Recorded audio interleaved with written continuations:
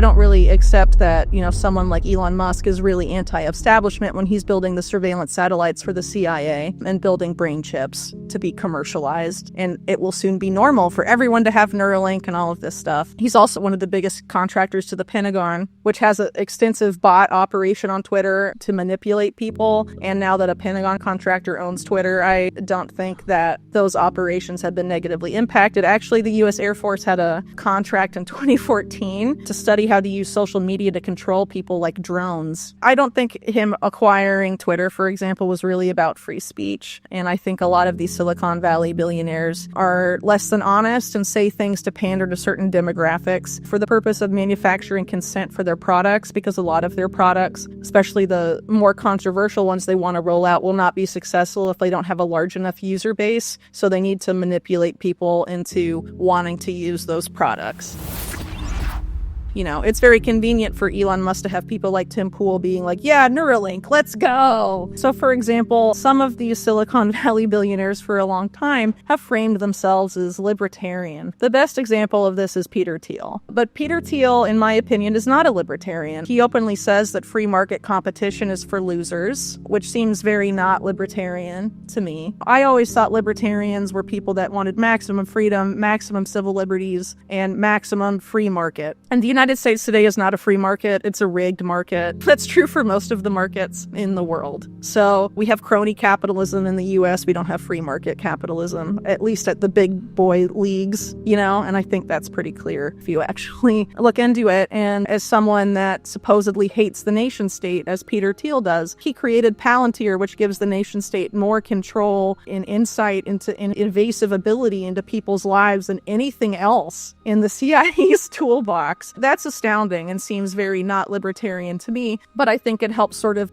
define him as being something other than the other wing of elites in Silicon Valley that tend to fund the Democrats, right? Like Eric Schmidt is a big Democrat donor, and Peter Thiel was a big donor to Trump in his first election, and then J.D. Vance is sort of a proxy for Thiel, but, Palantir gave a lot of money to Trump. Other Palantir co-founders like Joe Lonsdale did, so there's definitely been a decent amount of overlap there, and I just don't really see these people as looking to maximize, civil liberties for the public. Like Elon Musk, for example, free speech but not freedom of reach. Is that really maximizing civil liberties? And what if it's owned by someone who already collaborates with intelligence agencies and the military? What if a pre-crime program like I described earlier on is implemented and social media posts are analyzed for mass shootings before they happen, and consider that type of program in the context of Elon Musk's promise to verify all humans on the platform by having them link their Twitter accounts to government-issued IDs? Again, complicated, and I don't necessarily see that about maximizing civil liberties. And so I think a lot of this is an attempt to build trust with the American public after trust was irreparably broken. And we saw this happen, during COVID. The World Economic Forum, among other groups, sort of rebranded their themes, and they became about rebuilding trust. How do we do that? Because trust had been so broken in the public sector, they were going to move more into the private sector. And we saw this happening with Javier Milei specifically in Argentina, who obviously ran a campaign as being very anti-establishment, but invited people from previous very establishment governments to serve in his cabinet, people with an outsized role in creating Argentina's extreme debt problem via their role at JP Morgan, and brought in very Orwellian security minister from the Mauricio Macri administration who has argued about implementing pre-crime in Argentina in recent months, unsettling, and that doesn't seem very libertarian to me. He's been very cozy with Silicon Valley oligarchs in the US. Like, he campaigned eliminating certain government departments like the Ministry of Education, for example, but replacing that with Facebook's AI that will train young Argentines for, the fourth industrial revolution workforce. Some people would argue that that is libertarianism, but I would argue that that's not good for Argentine sovereignty to dump major aspects of your government and replace it with a foreign company tied to foreign intelligence, as is the case with a lot of these Silicon Valley companies, and then invite a lot of,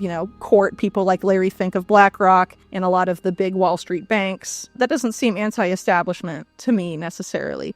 When you engage in a creative act, what are you filling up or fulfilling, or what muscle, as you put it, are you using? I would argue it's your soul. If you just have AI make it, the person that's making it doesn't get the same type of feeling they get if they actually engaged in the act of making art themselves or with another human. So if we let our souls atrophy because we're not doing anything that, have been fulfilling to human souls for thousands of years, what does that ultimately mean? It's interesting in that same Schmidt-Kissinger book, they basically say that AI taking over will lead to one of two consequences. One of them is that the peasants rise up and overthrow the elite. That's one scenario. And then the second scenario is that AI spawns the creation of a new religion. So out of those two allegedly inevitable scenarios per those people, obviously I think it's quite clear if you're familiar with the backgrounds of Schmidt and Kissinger, the outcome they want is that it creates a new religion. It's pretty crazy. It makes me think of the Greek myth of Narcissus where he falls in love with his reflection. That would definitely be a way that gets us to that post-human future, and it's something I think people should resist because there's something important about humanity. There's obviously a reason that there's sort of this push to sort of snuff that out, and I think ultimately it leads to a world where humans are just easily controlled and essentially either harvested for data, harvested for energy, harvested for something, and not creators anymore. And it's up to anybody if they choose what path they choose to go down, whether they go down the path of someone who creates and can manifest and who can,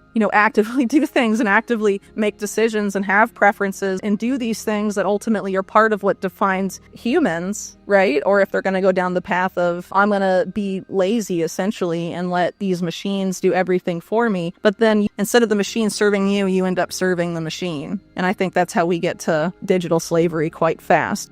I think this is something, though, that isn't exclusive to the former Soviet Union. I think it was something the U.S. was also doing in that same era, to Soviet satellite states. Or in the Soviet Union itself. I think this is something that elites have been doing to people for a very long time. I think a very instructive video or documentary into this is Adam Curtis's Century of the Self, which talks about the work of Edward Bernays, the nephew of Sigmund Freud, that simultaneously developed public relations for the corporate world and propaganda for the public sector, because ultimately public relations is propaganda for corporations at the end of the day, right? So he sort of developed that and saw the masses as sort of this animals prone to animalistic whims and how to control the masses and how to manipulate them. And then you consider that you have families like the Rockefellers in the U.S. manipulating the education system. And then, of course, the U.S. exports that model abroad once it becomes an empire, for example. And a lot of these things, in the same with however the Soviet Union was doing it. I mean, obviously that would get replicated in areas that come under Soviet influence. It kind of is inherent to the imperial context. And when you have competing power blocks, they're trying to expand their influence in that way by sort of doing that ideological subversion play. And I think people are not really necessarily aware of the degree to which there are efforts to manipulate them today, particularly as it relates to online discourse. It's very hard to know if the person you're talking to is even a real person anymore. And what if a major influencer you follow isn't even a real person anymore? It's an AI. And I think the ultimate goal is to have us not be able to know what's real and what's not, and then, be marketed an AI that can help us determine what's real and what's not online, which again feeds into what I mentioned earlier as sort of outsourcing our decision making. But I think ultimately we're being led on this sort of march to global government that is technocratic in nature and then will be inherently at some point authoritarian, but is going to be marketed as sort of everyone will have a more equal seat at the table type of thing. But I don't think necessarily that means U.S. power is going to wane. I think U.S. empire may actually be the vehicle to instigate some of that, even though people think that it's against the unipolar world is inherently against that. I think it could come from U.S. empire quite easily. But I think ultimately in order to engineer that type of change and have people be acclimated enough to it, particularly younger generations, you sort of have to erode the concept of national identity and really identity in general, and have any things that normally were hard, rigid definitions of one's identity become fluid and easily changeable and manipulatable based on the desires of the social engineers or the cultural engineers. But ultimately, I think they want to erode any interest in national sovereignty or nationalism or of people being of a particular group, because that ultimately facilitates this idea of being a global citizen and all of that. And I think there's, efforts to manipulate both left and right in that context. And I think we're seeing some of that now with sort of these efforts to shop around a quote unquote North American Union, which is originally a Club of Rome and Technocracy Inc. idea. California as sort of this make America great again thing. This is something I argued again last year, talking about this shift from public to private and how the dialectics were going to be shifting to sell people the policies they rejected under COVID under different sales pitches, essentially, and have the sale pitches be sort of framed towards right-leaning people. I think we're absolutely seeing that right now. And I think, again, that's why it's important to focus on policies, which things are your red line, and focus less on the rhetoric. Because, I mean, they're going to do their best to sell you all sorts of stuff. But if you knew 2 years ago that digital ID and surveillable programmable money were going to be very harmful to society and freedom, you should know that that will not change even if the sales pitch changes, and even if it's shopped around now as a cure to illegal immigration or terror attacks or crime. It doesn't actually solve those problems. You can see where digital ID has been implemented in places like India very extensively. It has not done any of those things. You know, there's a famous Benjamin Franklin quote, I'll paraphrase, where, you know, if you trade your liberty for security, you end up with neither. And that's ultimately what happens here. And when people surrender their freedoms to the government, you know, they rarely get them back. And I think people would be very wise, even if it's presumably the solutions are coming from the private sector and it's described as more innovative and more efficient. We're governed by a public-private partnership. The public sector is the enabling environment. It's not really running the show anymore. You should be wary of digital ID from the public sector. The UN documentation on digital ID talks about selling it from the private sector and marketing it as decentralized, but all of the data would be centralized in a single database globally. So it's functionally still a centralized digital ID system, but they're showing, kind of revealing their hand that they want to market it as something decentralized and something that has a variety of private sector vendors, presumably competing